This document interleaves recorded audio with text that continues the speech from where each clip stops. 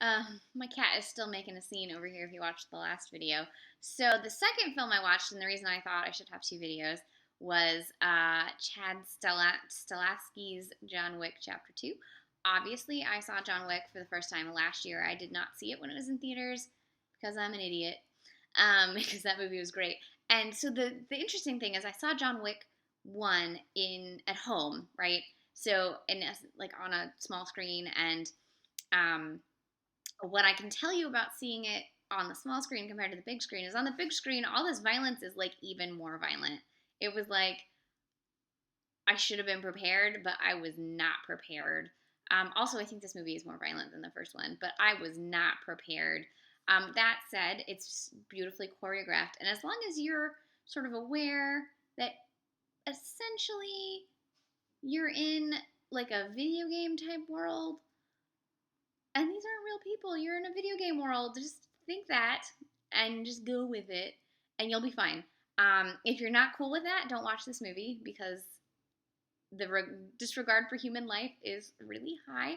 Except that everyone's like evil assassins, so it's also sort of like, does anyone in this, like, I feel like no one in this universe has a family except the family that John Wick lost in the first one. And by family, I mean his wife and puppy. The dog from the end of the first one is in this one, so in case you were hoping for that. Several people return, like John Leguizamo and Ian McShane and the really cool concierge guy. Also, Lawrence Fishburne, quite good. I forgot that he was in the trailer, so when he showed up, I was like, oh shit, it's a Matrix reunion. Ruby Rose is great. I thought it was great. She was signing the whole time, which I thought was great. I like that everyone who has a language speaks that language, and then they have like really cool stylized subtitles. So they had subtitles for the sign language. I thought that was great. And John Wick apparently can speak like 10 languages, including sign language, so American Sign Language. So that's, he's a well-educated man. I really love how they have sort of this syndicate set up like a crazy ass business. Like in the first one, sort of got some of the ground rules. In this one, like they're making him like an armor suit, and he's like picking out his guns, and it's all very business like. It's quite interesting. There are two really great noir homages. So, like the first one was very much a neo noir, and this one is as well. And you get a great homage to The Third Man, except that instead of is it not Berlin? Instead of Vienna, it's Rome. And then there is an amazing homage to the end of The Lady from Shanghai that I was like, oh shit, this is great. So there's a lot in there for noir fans. It's definitely setting up for a third film. I'm hoping a third and final film, because it feels like John Wick 1 was very much like the first act, and then this one is the second act, and it would be perfectly ended if they just do the third film, call it good, and you have a nice little trilogy. Sometimes a trilogy is all you need. Remember that. Writer-directors, who is it? Chad Stahelski and writer Derek Kolstad. So Derek Kolstad is the only writer that has written for either of these films. Derek, I'm asking you, write one last film and end it. Make a perfect trilogy. People will remember.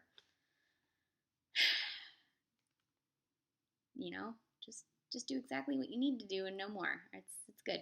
So I really enjoyed this film. It is super violent. All kinds of things where I was like, what am I watching? Common is really great. I think I love Common as an actor. He has a really interesting presence, and his sort of stoicism off of Keanu's stoicism was really fun to watch. Keanu has moves like a cat. He's like, what I was thinking while I was watching this, that basically, like these action films, when they're choreographed well, like the martial arty type action films, when choreographed well, are essentially the new dance films. Like back in the day, you had dance films, and you had Fred Astaire, Gene Kelly, etc., like doing these crazy dance moves, and you're like, how'd they do that? And now you have these crazy martial artists doing the same kind of elegant athleticism. But, but in this case, he's doing this elegant athleticism while also like shooting people's heads and like killing people with pencils. Oh, there's also a great like cameo sort of at the beginning with Peter Stormare that is hilarious. Actually, the other thing that's great about watching this with an audience, so when I saw the first one, it was just like me and occasionally my cat.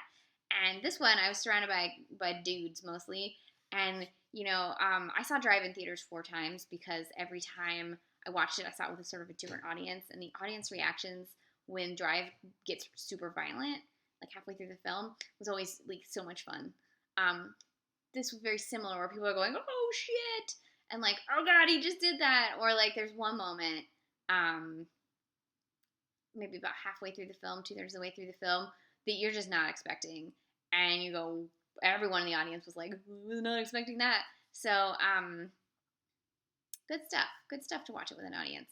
So, to say it one more time, if you don't like hyper violence and you can't think of it as like a video game world, you're probably not going to enjoy this film.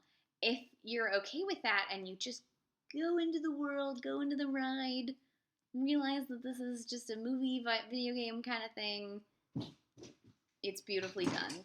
Wow, my cat just totally freaked herself out. That was hilarious. I wish you could have seen it. So, where am I going with this? Great film. If you liked the first one, you're going to love this one. If you didn't like the first one, I don't know why you'd be seeing the sequel anyways. If you didn't see the first one, you should probably see the first one before you see this one because you might be a little confused. Otherwise, I think it's great, and I look forward to the third one. I just hope, Chad and Derek, that you only do one more and end it on a perfect trilogy. That's all I have to say. Keanu Reeves is amazing. I love him. Good night.